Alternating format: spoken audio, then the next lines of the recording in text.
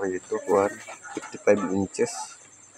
Sana madali natin to maski sa tape method. Sige natin. Okay.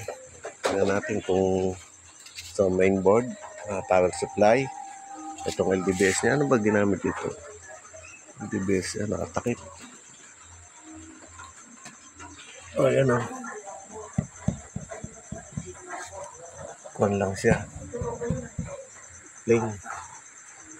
Sige nga natin patayin. Plain lang talaga. Tapos, on natin. Okay. Ayan ang problema pag bagong bukas. Ayan, may mga guhit. Horizontal. Ayan, wala na. Ayaw na. So, ang gawin natin mga ka-technician, madali lang. Bilisan lang natin kasi gabi na. Muulan pa. Oo, muulan, gabi na. So, inabang ko na ito mga ka-technician kung diling. Ayan.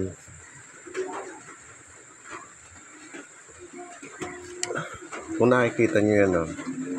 Yung yan, malabo ang yan. Pwede pa natin yan. Yan.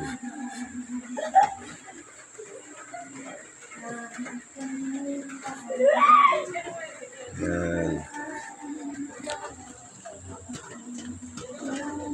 Iba din ulit.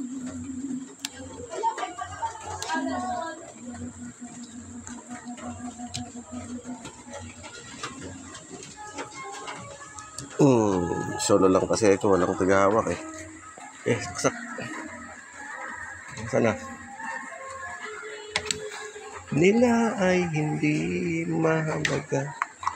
Okay, so power on. Yan, may blue na siya.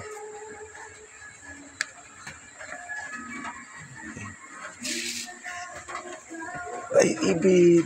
Uyun, lumabas na yung PCL niya. Tingnan nga natin kung talagang clear na clear ito. Isang paano may mga fine lines pagka tape method, hindi mo makakuha yung magandang pag tape method.